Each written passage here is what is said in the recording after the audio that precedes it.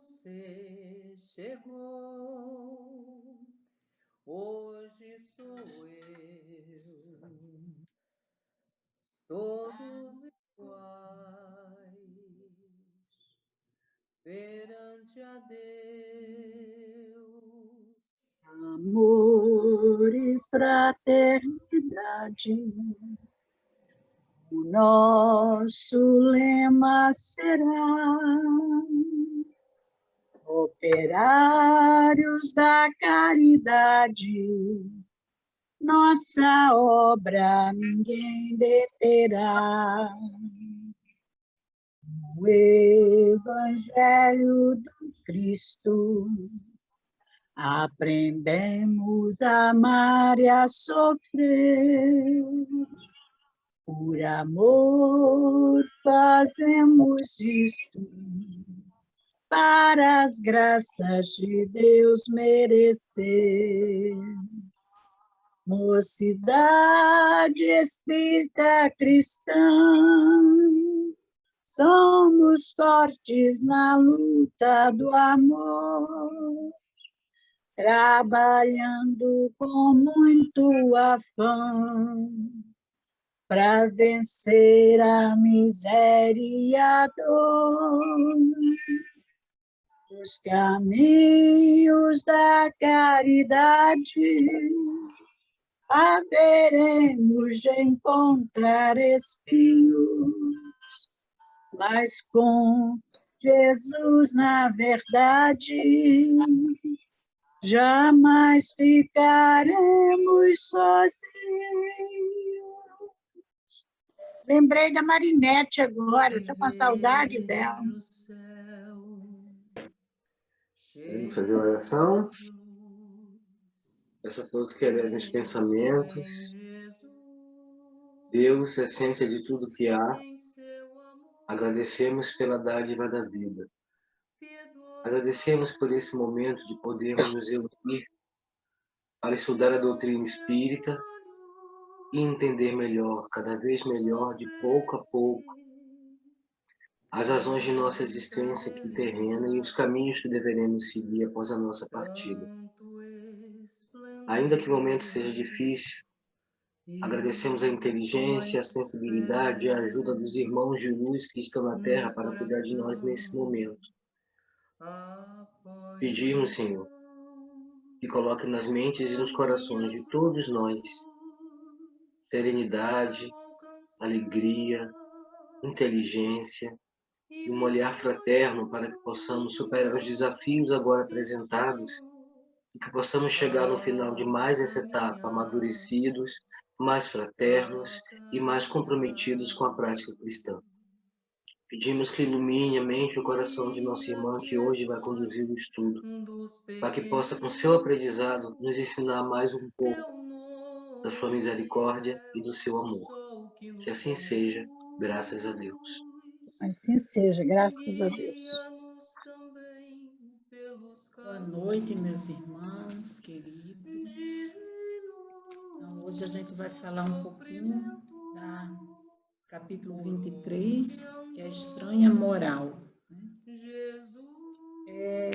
Eu queria que se alguém pudesse ler para mim, são os itens 4, 5 e 6,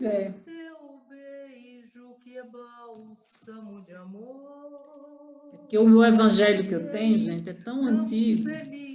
Tenho 2 evangelhos. São do século passado, todos 2, sabe? Um é de 86.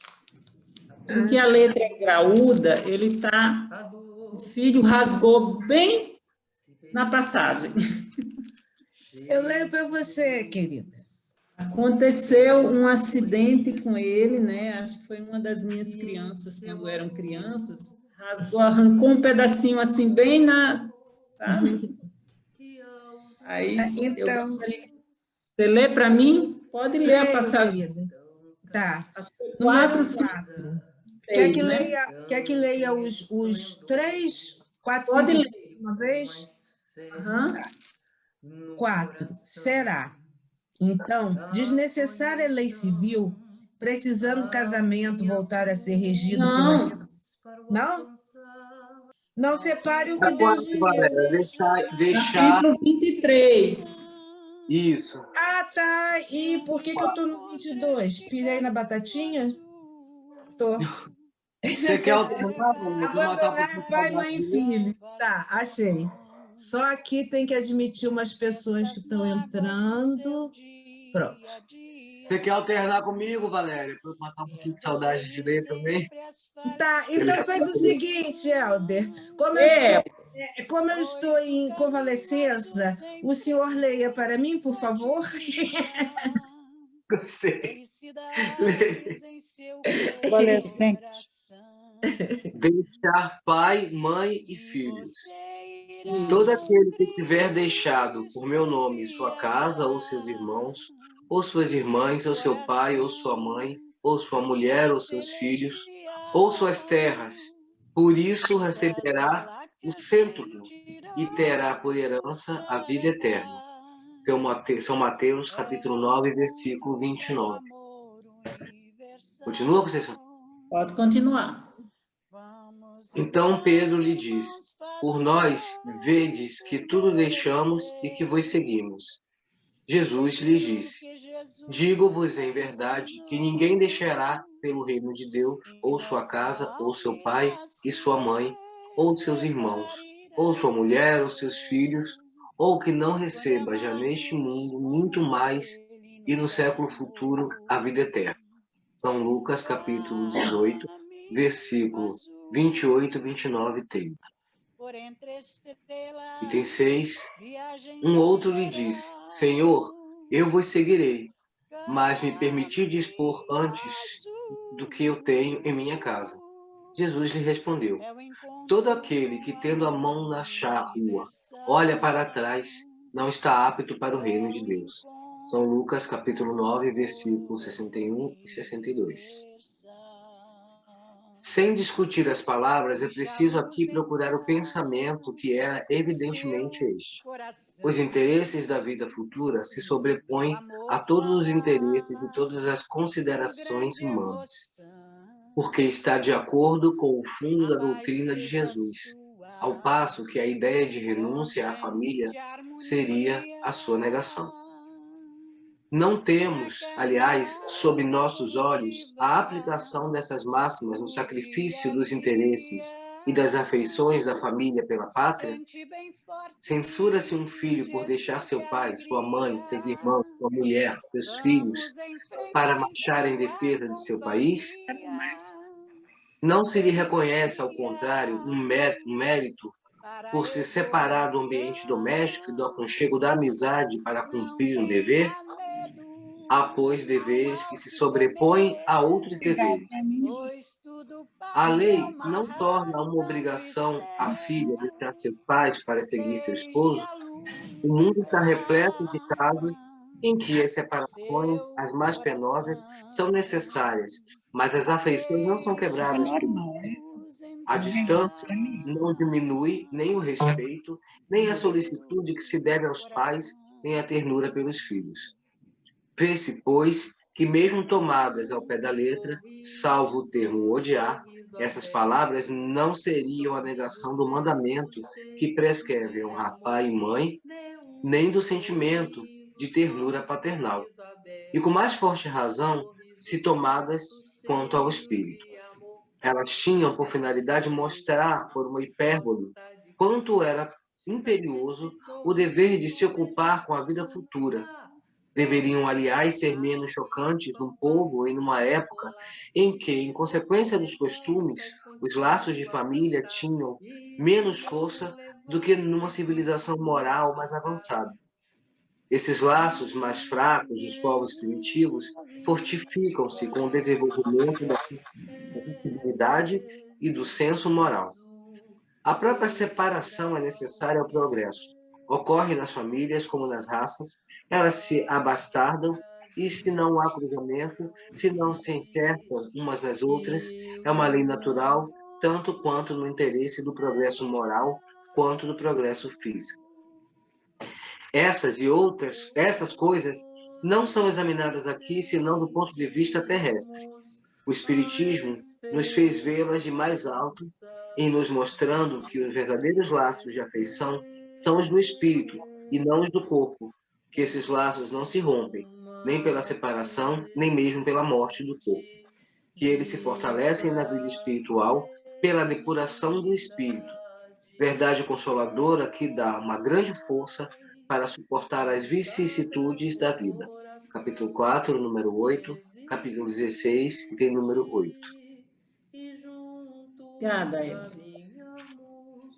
Então, gente, vamos tentar aqui entender, né, as nuances dessas palavras, né, dessa estranha moral, que é o título do capítulo, né? O Leonardo, a semana passada, começou falando sobre esse capítulo, e a gente entender por que Kardec intitulou esse capítulo assim, né? A estranha moral. Porque aqui, como ele colocou, na explicação que ele deu, né, o Helder leu, né, ele coloca aqui a questão de se separar da família, né, os aspectos materiais, né, dessas separações, você ter que trabalhar num outro lugar, a filha ter que casar, né, então ele colocou muito bem isso aí, está muito, muito clara a explicação do Kardec, né? E aí a gente precisa aprofundar um pouco mais no sentido das palavras de Jesus. Né? Para a gente é estranho a gente ler, né? É difícil até de compreender que Jesus tenha proferido essas palavras, né? Que possam ter sido ditas por Jesus, logo ele que era, né, não só pregou, como ele exemplificou o amor, a caridade, a paz, a misericórdia, né? Que nos disse para honrar nosso pai, nossos pais. Enfim, soa estranho e até contraditório, né? Jesus dizer, odiar os pais, abandonar pai, mãe e filhos, deixar os mortos, que os mortos enterrem seus mortos, né? Não vim trazer a paz, mas a espada, a divisão, né? Então, são palavras assim muito fortes para que a gente possa imaginar que Jesus tenha dito isso, né?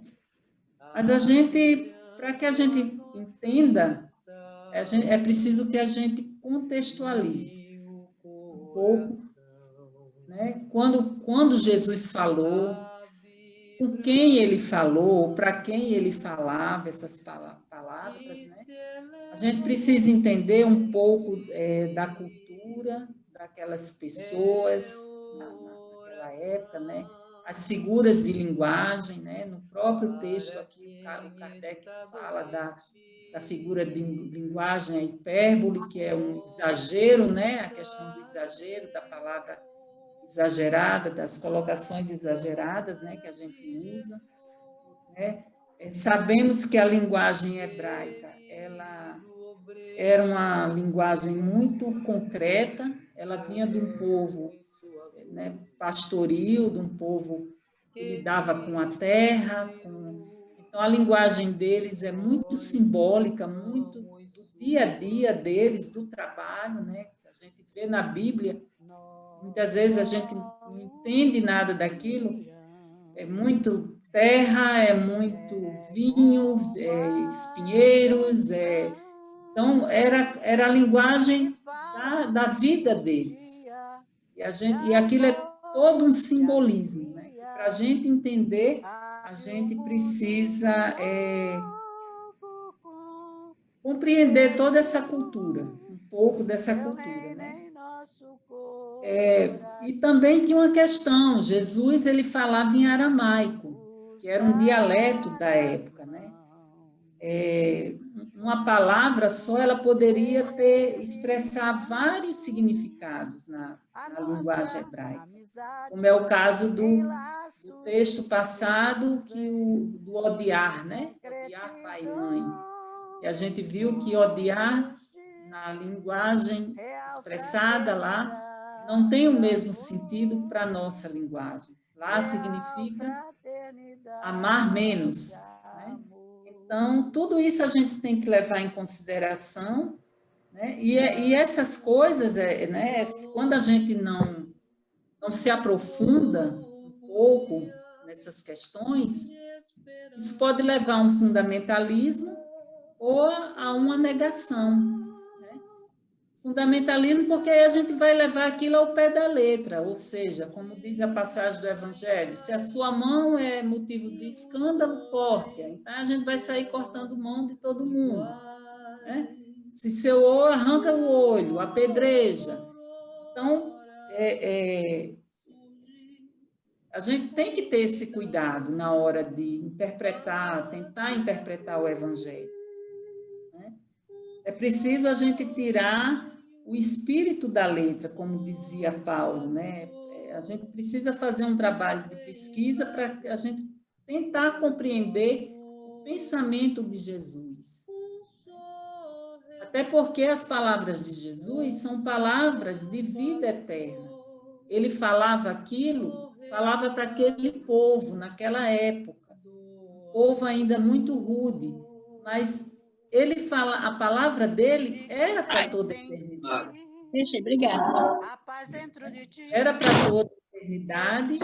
A gente, daqui a 1000 anos, vamos estar em algum lugar lendo essa passagem do Evangelho com um sentido completamente diferente, mais aprofundado do que o que a gente está vendo hoje. E o Evangelho de Jesus é para a eternidade. Então, tem que se levar em consideração tudo isso. E aí, vamos tentar compreender, né, um sentido mais profundo dessas palavras, sair um pouco da letra e tentar entrar no espírito da letra. Kardec, ele fala no Evangelho que determinadas palavras de Jesus, uma passagem do Evangelho, que ele diz que determinadas, acho que foi o texto anterior, é algum ponto que ainda vai vir. Determinadas palavras de Jesus, ou ele não as proferiu, ou ele falou em outro sentido que não foi compreendido, né? Por quê? Os evangelhos, por que isso se dá? Porque, primeiro que os evangelhos, eles foram escritos muito tempo depois do desencarne de Jesus. Muitos anos mesmo. Então, só 2 discípulos conviveram com Jesus, que foi Mateus e João. João era um adolescente quando Jesus desencarnou. Marcos, ele não conheceu Jesus, foi discípulo de Paulo, depois foi discípulo de Pedro. Lucas também não conheceu Jesus, o Evangelho de Lucas é baseado no Evangelho, nas narrativas de Maria, mãe de Jesus, e nas pregações de Paulo, porque o contato de Paulo foi a nível espiritual. E tem a questão das traduções também. As traduções ao tempo. Então, se comete um erro ou uma palavra que foi empregada de forma de um sentido em uma tradução, aquilo vai se perpetuar por todas as outras. Então, a gente tem que também levar as coisas em consideração. E aí, o que acontece? Com o desenvolvimento do pensamento religioso e, posteriormente, com a chegada do espiritismo, né, do advento do espiritismo, hoje nos é possível, da própria espiritualidade, a gente conseguir compreender a essência dessas palavras, desses ensinamentos de Jesus. A gente compreende melhor essas coisas. Eu tenho aqui do Emmanuel, no livro Consolador, a pergunta 305. Ele fala muito bem sobre isso. A pergunta 305 é assim: a afirmativa do mestre. Porque eu vim pôr em dissensão o filho contra seu pai, a filha contra sua mãe e a nora contra sua sogra. Como deve ser compreendida a espírito de verdade?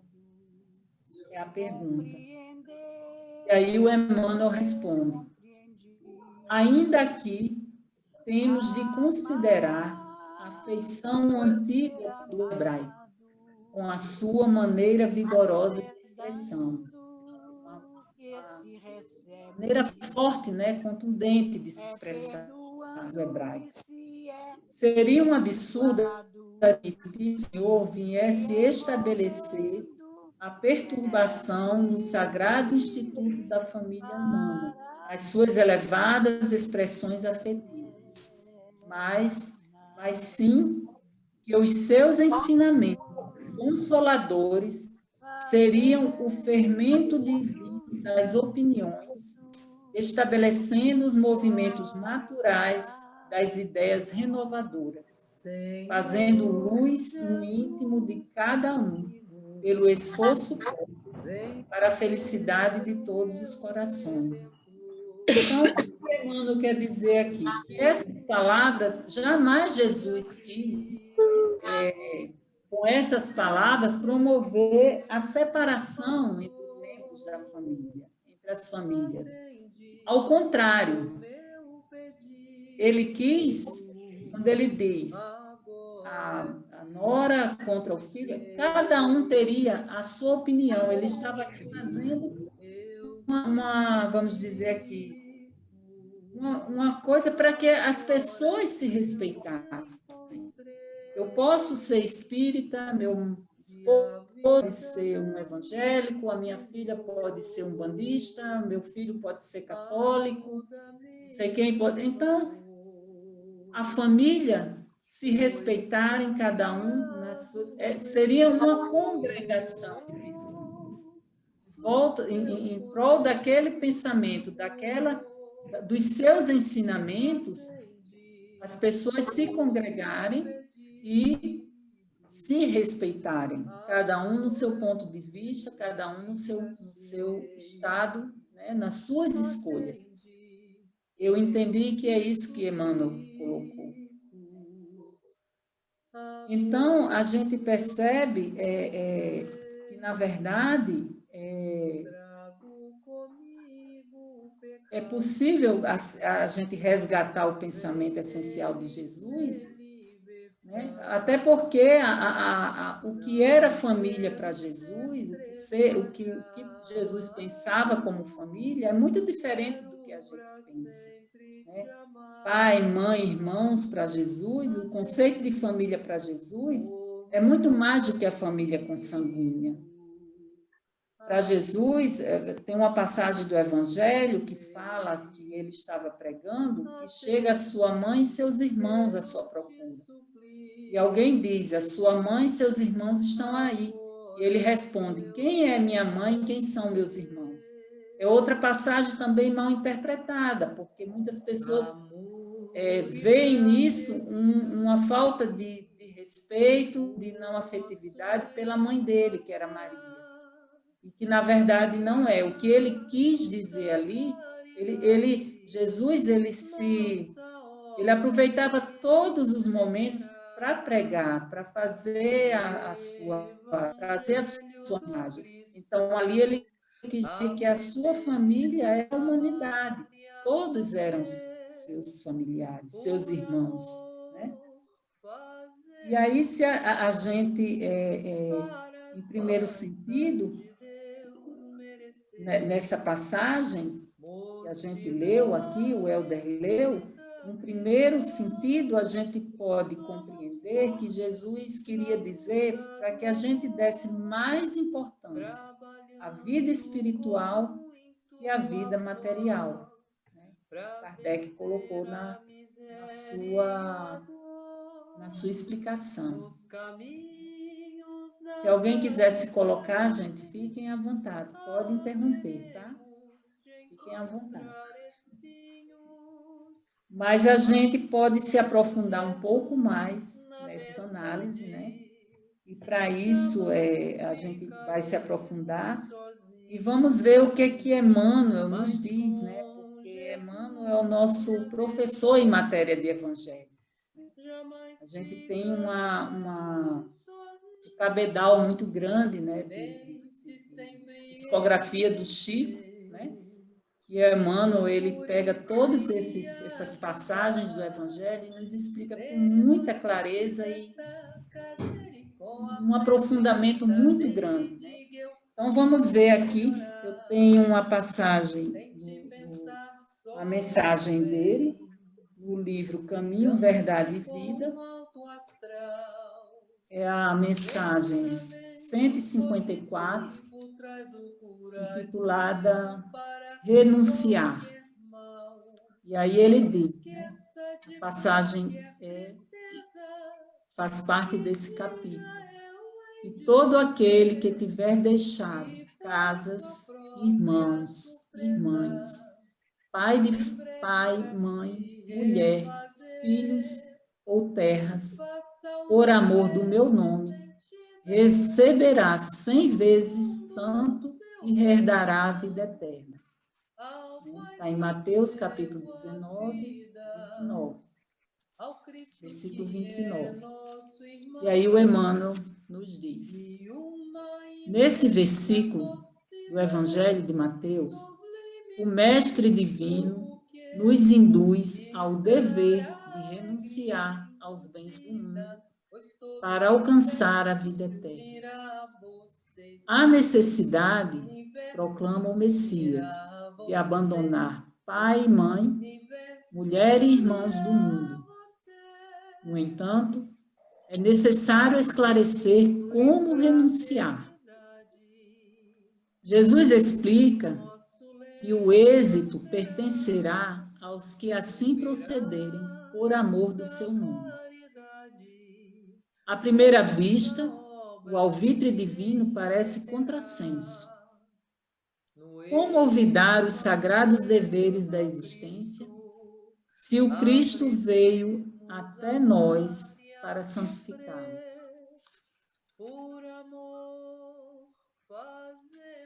Os discípulos precipitados não souberam atingir o sentido do texto nos tempos mais antigos.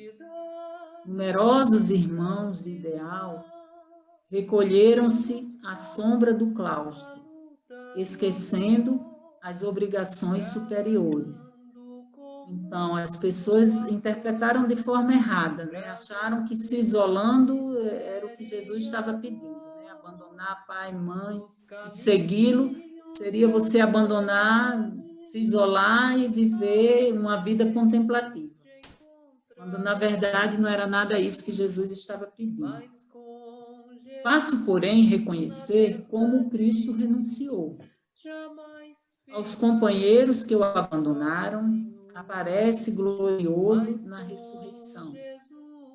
Não obstante as hesitações dos amigos, divide com eles no cenáculo os júbilos eternos. Aos homens ingratos que o crucificaram, oferece sublime roteiro de salvação com o Evangelho. E nunca se descuidou um minuto das criaturas. Observemos, portanto, o que representa renunciar por amor ao Cristo. É perder as esperanças da terra, conquistando as do céu. E é uma frase forte, né? Perder as esperanças da terra, conquistando as do céu.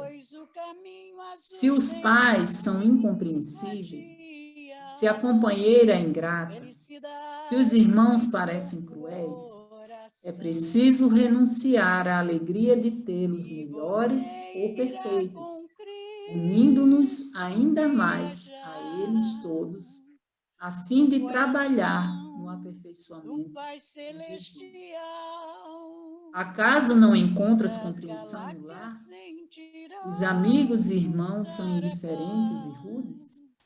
Permanece ao lado deles, mesmo assim, esperando para mais tarde o júbilo de encontrar os que se afinam perfeitamente contigo. Somente desse modo renunciarás aos seus, fazendo-lhes todo o bem por dedicação ao Mestre. E somente com semelhante renúncia alcançarás a vida eterna. Então, gente, dá para a gente compreender o que é que a palavra, a gente pode perceber que a palavra é renunciar, né? Mas como renunciar? O que é renunciar com Jesus? Não é a gente abandonar, não é a gente se enclausurar, se isolar, né, das pessoas, do mundo, mas na verdade é acolher, né?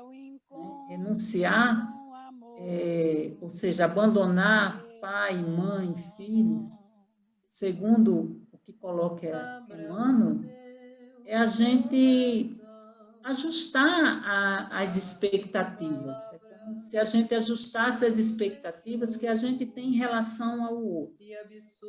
A gente cria muitas expectativas em torno de todos, da nossa família, do nosso cônjuge, dos nossos filhos, né? Dos nossos amigos, dos nossos irmãos. Todo mundo quer ter uma família comercial de margarina, né? Aquela coisa perfeita, um filho inteligente, um filho que só lhe dê alegria, que só lhe dê satisfação, né? Um esposo, uma esposa compreensiva, uma sogra maravilhosa. Todo mundo idealiza isso, né? A gente idealiza, a gente cria expectativas. É natural do ser humano. Só que renunciar com Jesus é justamente a gente, como explica Emmanuel, é a gente ajustar essas expectativas. É a gente não esperar a compreensão, mas na verdade a gente compreender. Né? É renunciar, abandonar pai, mãe, é abandonar aquele pai que a gente idealizou, aquela mãe que a gente gostaria de ter, né? Mas que na realidade a gente tem aquele pai e aquela mãe necessários para a nossa evolução.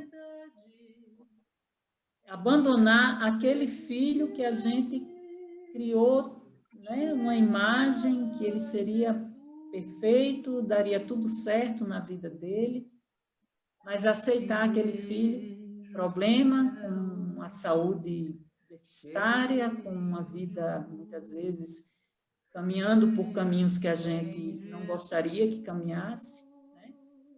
Então, a palavra é a renúncia, renunciar, abandonar, no sentido de renunciar tudo aquilo, né? Tudo isso que a gente idealiza. Ou seja, renunciar com Cristo não é abandonar, se isolar.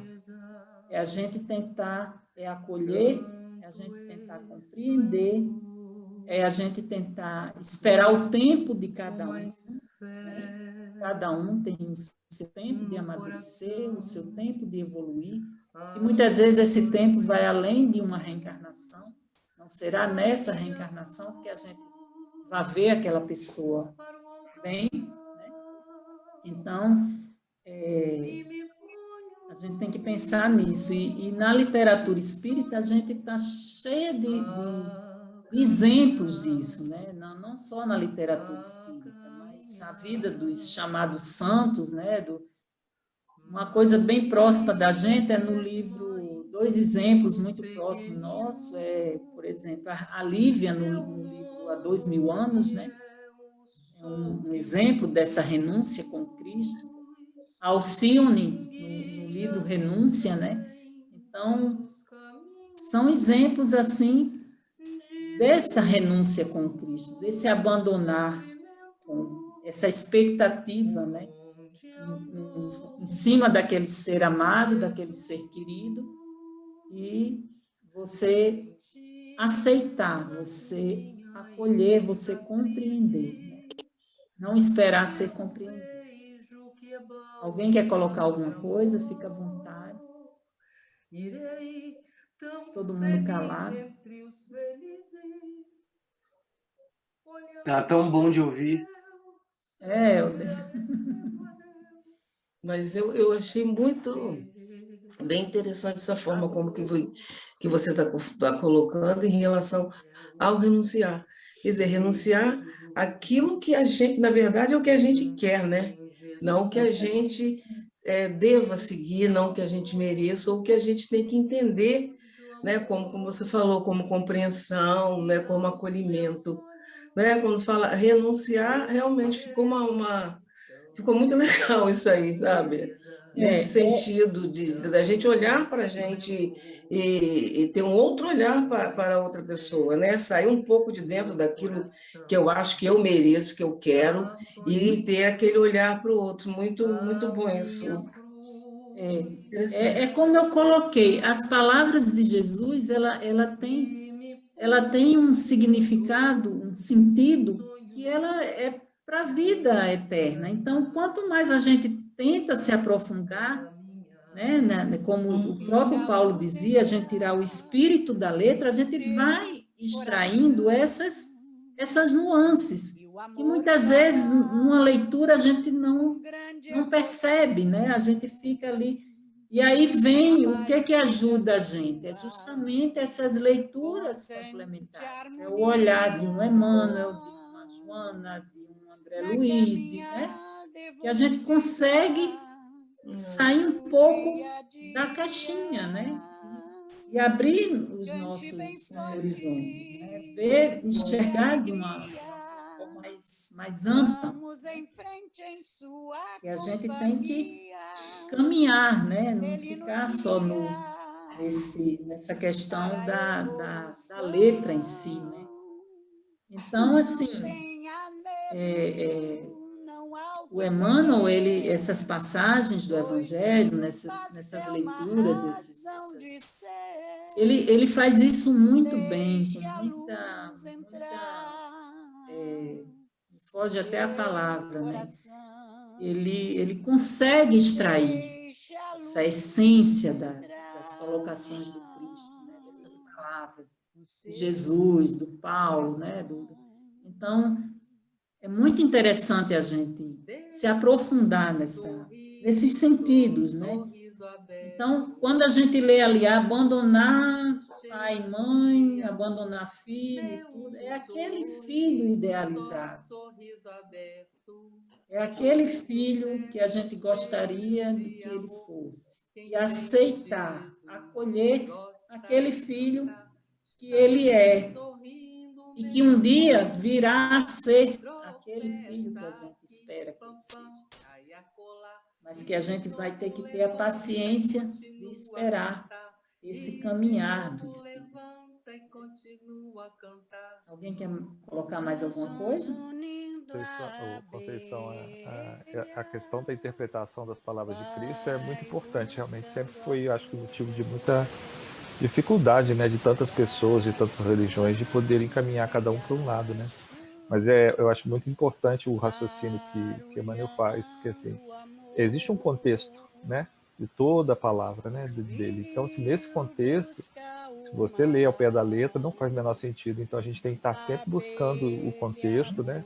Até porque é claro que Jesus usou, né, figuras de linguagem ao longo além desse problema da língua, que você muito bem colocou, ainda tem o problema dele ter tentado de colocar de uma forma exemplificada, né, para entendimento mais rápido, a mensagem, e não ao pé da letra, né? Eu diria que até hoje a gente ainda tem muitas coisas que a gente existe. Eu não sei se vocês já ouviram, mas na psicologia eles falam muito que as pessoas precisam matar pai e mãe. Não sei se vocês já ouviram esses termos.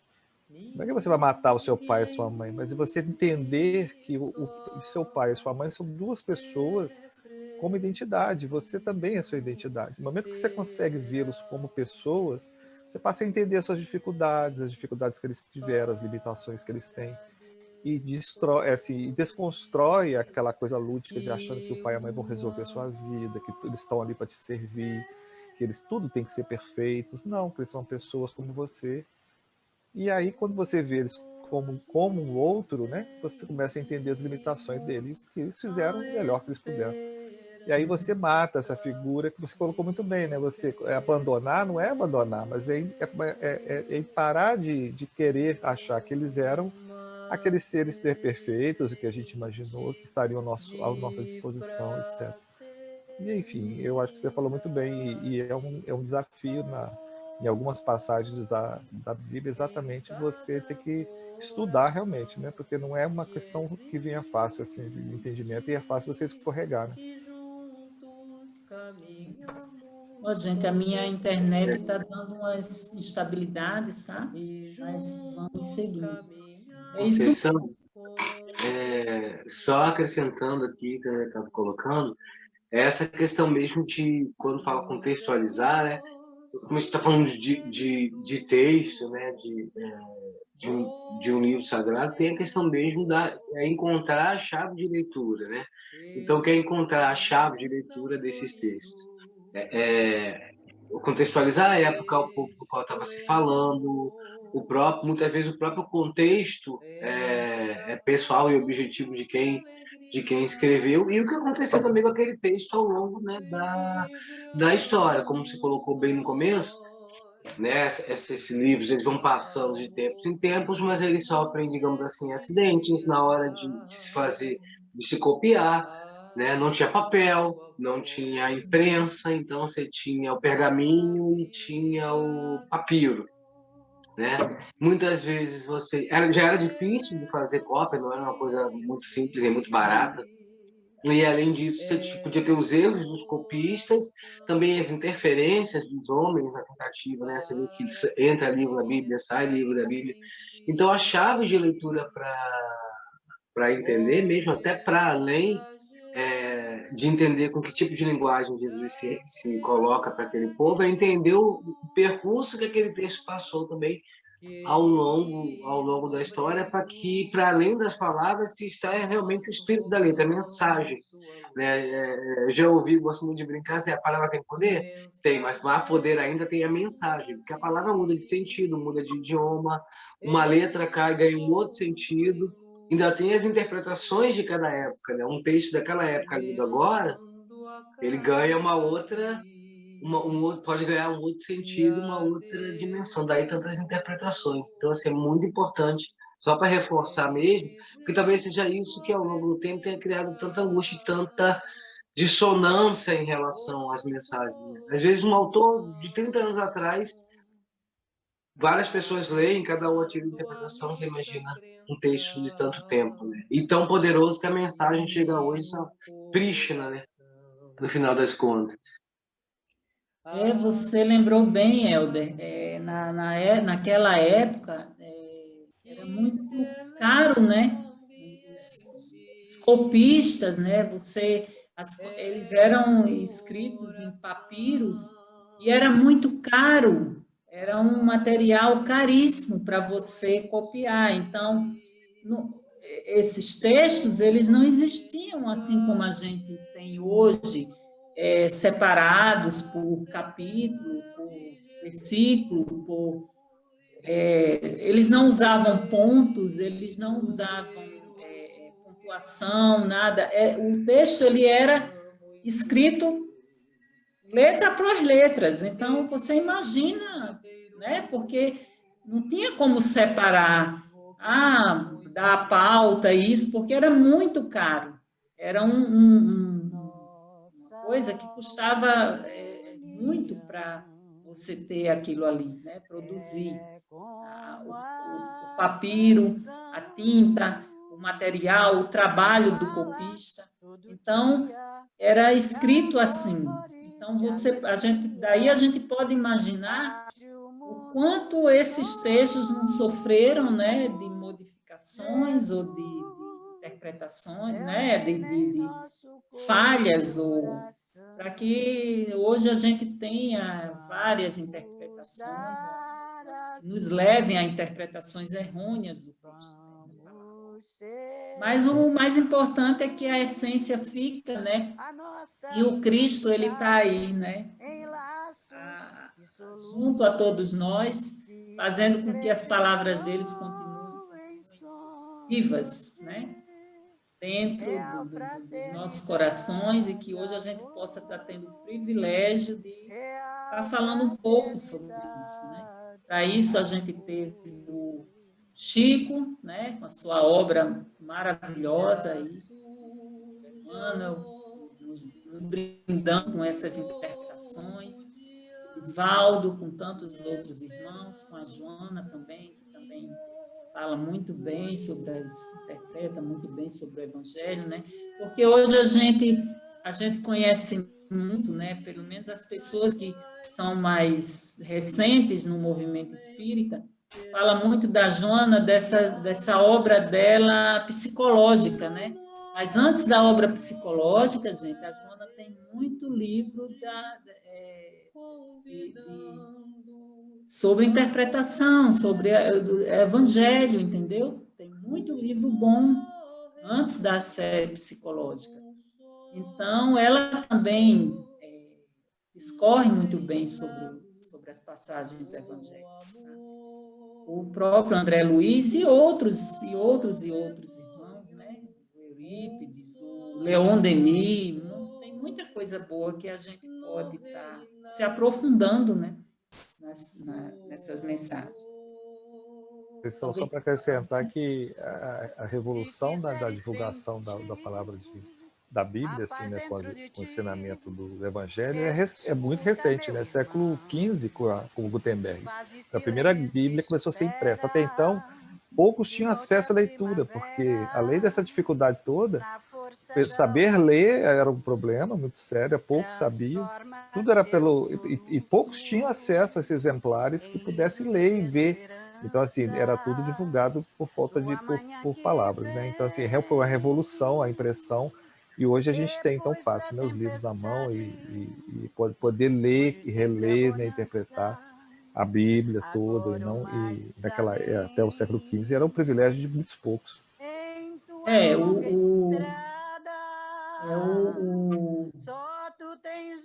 O Martinho Lutero foi um que lutou por isso, né? Para que a Bíblia ela chegasse a todas as pessoas, né? Ele traduziu, que era tudo em grego, né?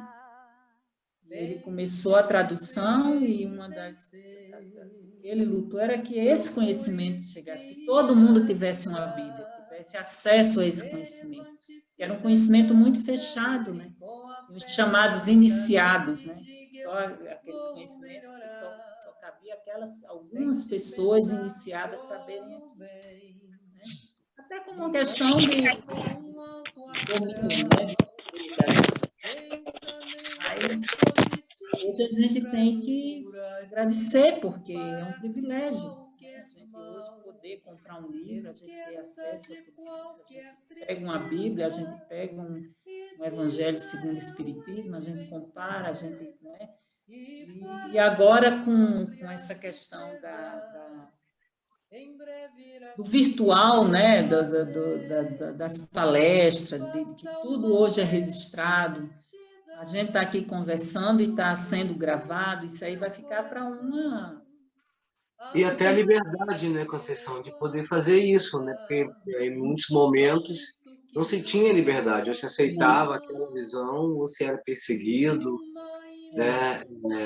E não se vivia tão tranquilo, não se tinha essa abertura, né, para se olhar, para interpretar, para botar realmente o olho, e principalmente para discutir isso, para conversar com o outro, para interpretar junto, para ter uma comunicação dialógica em cima da palavra de Cristo, né, do Novo Testamento, principalmente. Então, assim, hoje isso não quer dizer que a gente esteja conseguindo fazer melhor, a gente evoluiu, tudo evolui, tudo progride, mas a oportunidade também é mais aberta.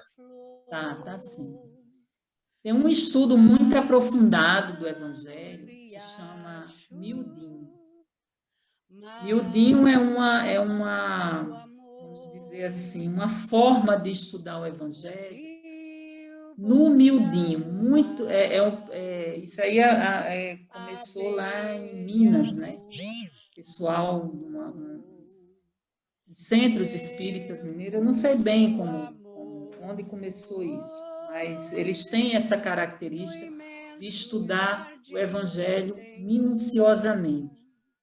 E tem uma, e tá de uns 4 anos para cá, eles começaram a colocar no YouTube. Então tem, se você botar Mildinho, tem um rapaz lá que eu não lembro o nome dele agora.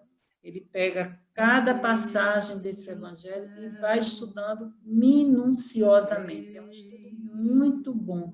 Ele explica todas as expressões que são usadas, em seu amor, piedoso amor, que a Valério, eu acho que a Conceição travou. oferece Eu Tá acho que ela coordenando. travou assim. tanta beleza, Conceição, tanto travou. esplendor. Acho Só que tá- completando aí o que a Conceição está falando, eu me lembro até 6 anos passados, tem um, acho que ainda tem ainda um grupo também de estudo lá no Centro Pedro, que é sobre o Mildinho. Entendeu? É o estudo do Mildinho. Esqueci até o nome do rapaz que coordena, mas tem esse estudo aqui também lá no Centro Pedro sobre o Mildinho, que é assim, bem, como ela falou, bem miudinho, né? Pegando cada ponto, que é bem legal mesmo. Então, gente, eu vou finalizar aqui. Minha internet está bem ruimzinha, para a gente não ficar com o estudo em aberto, né? Então, se a gente trouxer né, esse aprofundamento para nós mesmos, né, dessa passagem, né, a gente viu em relação aos nossos irmãos, aos nossos familiares, amigos, né? E para nós, para o nosso íntimo, um sentido mais consciencial de nós mesmos, né? O que significa esse abandonar pai, mãe, irmãos? O que significa renunciar?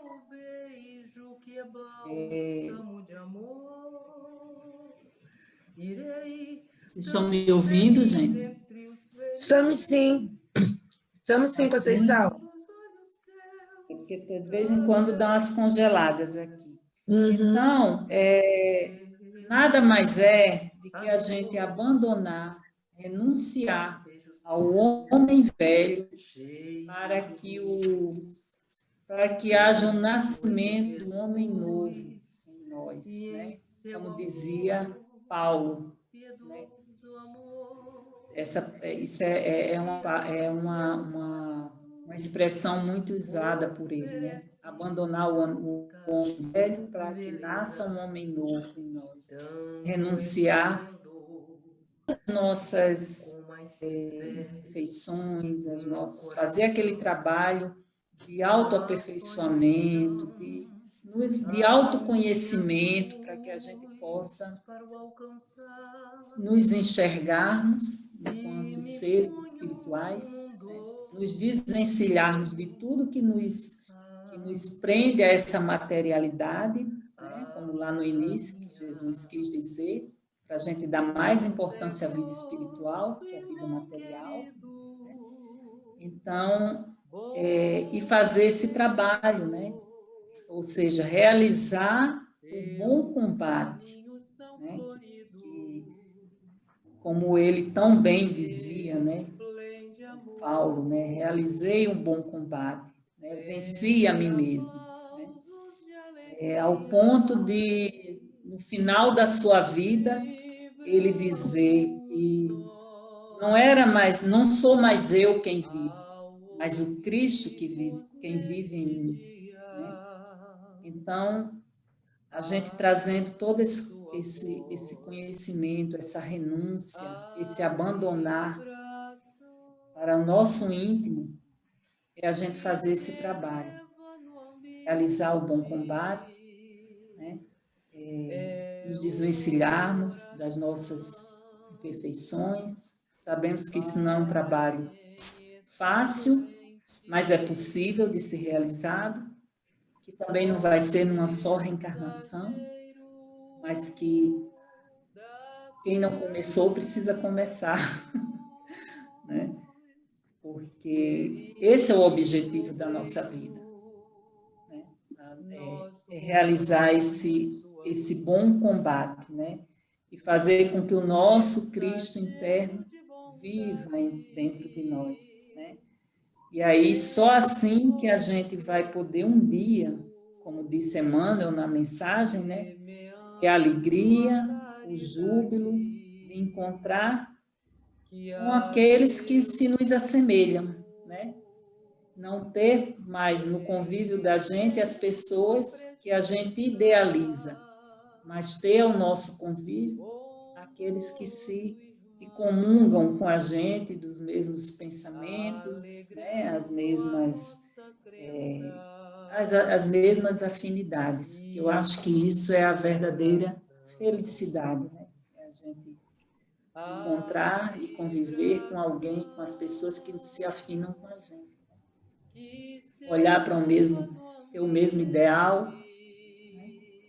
Então, era isso, gente, que eu tinha para dizer. Me desculpem se ficou a desejar, mas é o que eu pude aprender dessa passagem evangélica, né? Com base no que o Emmanuel fala, a gente pôde tirar um pouco desse espírito da letra, se aprofundar mais um pouco nas palavras de Jesus. E aí, os próximos itens, né, as pessoas, quem for trabalhar, pode ir se aprofundando mais. Isso aí. Fiquem à vontade, ainda tem uns minutinhos, né? Gratidão, Conceição, excelente. Ainda mais que é uma... É bastante complicado, é difícil, né, esse tipo de interpretação. Eu fiquei aqui babando, né, porque jamais lendo não consegui, ainda não tinha conseguido aprender o que você colocou. Achei muito bacana, excelente palestra, e mais com a E hoje eu tô meio lerda mesmo, gente. Eu só tenho que te agradecer muito, foi excelente. É muito remedinho, a cabecinha da Valéria tá falhando. Mas muito obrigada, Conceição. Adorei. Obrigado, Colocar Ótimo. a tela do meu celular, esse estudo aqui, ó. Eu me inscrevi nele, de Elias, não é? A Luísio Elias. Eu me inscrevi, é Mildinho de Uberaba. Ele é ótimo. Ele faz, olha, é um estudo muito minucioso mesmo do Evangelho. É Mateus, ele está estudando Mateus. Tem uns 10 anos, Lúcia, que ele está estudando Mateus. Nossa Senhora! Ele faz bem minucioso. Ele não tem pressa, é miudinho mesmo. É mineiro, ai. Então tá, né? Valéria, pedi Eduardo para fazer a peça, por favor. Ok. Eduardo, já ouviu? Obrigado.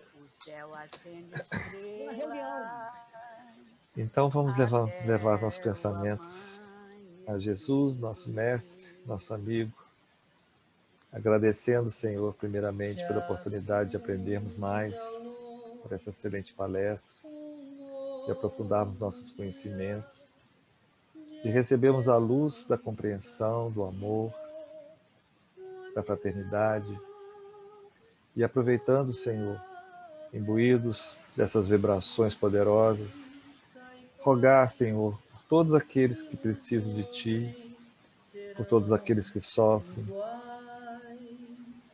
de necessidades físicas, sofrem de abandonos, de tristezas, de melancolias, sofrem da dor da doença. Ajuda-os, Senhor, envia-os, Teu amor, Tuas vibrações. Esteja sempre conosco, nos ajudando nos nossos dias, ajudando nas nossas imperfeições, nas nossas dificuldades. Certos de estarmos caminhando contigo, certos que estaremos sempre na Tua direção, Pedimos que nos acompanhe no resto da nossa noite, na semana que está se iniciando, e agradecemos mais uma vez pela oportunidade de estarmos aqui. Graças a Deus. Ai, foi ótimo estudo. Muito bom. Conceição, ótimo. Muito obrigada. Foi um Muito estudo bom. muito difícil, muito bem feito, Conceição. Muito obrigado. Gente, agradeçam a Emmanuel, Ué, tá muito bom. é o Chico. Então, agradecemos Valeu, a gente. todos. Chico, Emmanuel, Conceição, o Helder, o Eduardo. Ivone, todo mundo. A Lúcia, que eu nem lembro mais como é que é a Lúcia, porque eu não vejo a Lúcia há muitos anos, ela nunca aparece. Eu fico imaginando a Lúcia há 20 anos atrás, sei quantos anos tem já. Qualquer dia desse, ô Valquíria, você pega uma foto dela e traz e bota aí, ó, pra gente ver. Tá sem som, Valquíria. Tá sem som. Valquíria, abre o seu som. Acho que ela quer. Ei.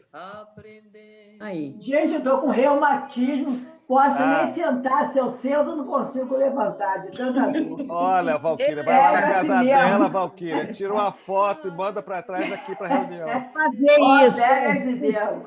Hoje eu pus um ovo para cozinhar. Eu estava conversando com a pessoa, esqueci do ovo, secou, Olha, queimou o perigo. ovo. Olha, gente. Isso é um Sério, perigo. fogo. É um perigo. Finalmente, a garota sempre dá um ovo. É o janeiro. Não, eu cozinhei, Valquíria. Eu como ovo cozido. É o janeiro, Lúcia. Gente, uma boa noite para vocês. Muito obrigada. Aí meu Boa cunhado noite. falou assim, ó, tem um ovo no fogo lá, ó. Boa noite, Queimado. Boa noite, pessoal. Boa Valeu. noite. Tchau. Emília, Até Lúcia, quarta-feira. todo mundo. Até quarta. Tchau, boa noite. Tá. Isso aqui é baixar. Tá, beijão para Então, todos. com Deus. Tá, vocês também. Beijo.